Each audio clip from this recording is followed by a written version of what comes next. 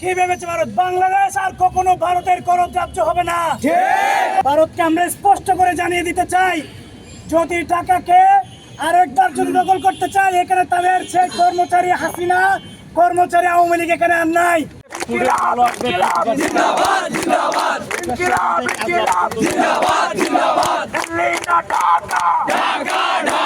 ভারতকে আপনারা কি মনে করেন? শত্রু। ভারত একটা জঙ্গি রাষ্ট্র। ভারত একটা জঙ্গি রাষ্ট্র। একটা দেশের হাই কমিশন আর একটা দেশের একটা সার্বভৌম ঠিকানা। এই জঙ্গি হিন্দু ইসকন লীগ তারা সেখানে আমাদের সার্বভৌম ঠিকানায় আক্রমণ করেছে।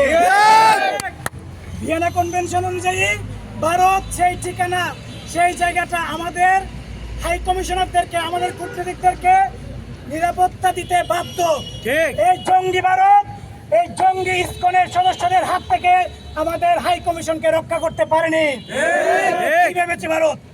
কি ভেবেছে ভারত? বাংলাদেশ আর কখনো ভারতের করদ রাজ্য হবে না। বাংলাদেশ সিকিম নয়, বাংলাদেশ রাজস্থান নয়। বাংলাদেশের মানুষ আপনার ফাহাদ হতে প্রতিটা বাংলাদেশের 20 কোটি মানুষ ফাহাদ হওয়ার জন্য প্রস্তুত আছে।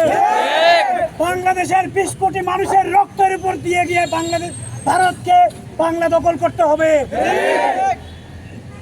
ভারতকে আমরা স্পষ্ট করে জানিয়ে দিতে চাই, যদি টাকাকে আরেকবার যদি দখল করতে চাই, এখানে তাদের সেই কর্মচারী হাসিনা, কর্মচারী আওয়ামী লীগ এখানে আর নাই।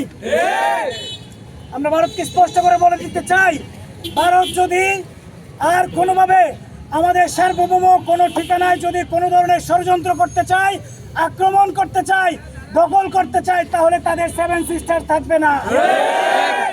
ভারত শ্রীলঙ্কায় হেরেছে, ভারত ছোট্ট মালদ্বীপে হেরেছে, নেপালে হেরেছে, বাংলাদেশেও তারা 24-এ এসেছে হেরেছে। ভারত যদি কোনোভাবে আর ষড়যন্ত্র করে, বাংলাদেশে কোনোভাবে আর তাদের দখল করদ রাজ্য করার ষড়যন্ত্র করে, আমরা তাদের পণ্য বয়কট করতে বাধ্য হব।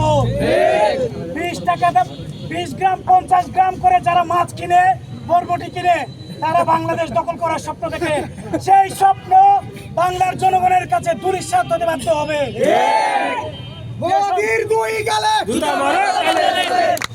প্রিয় সংগ্রামী বন্ধুগণ, ভারত প্রশ্নে বাংলার 20 কোটি মানুষ এক এবং ঐক্যবদ্ধ। আমাদের কোনো দল নাই, মতাদর্শ নাই।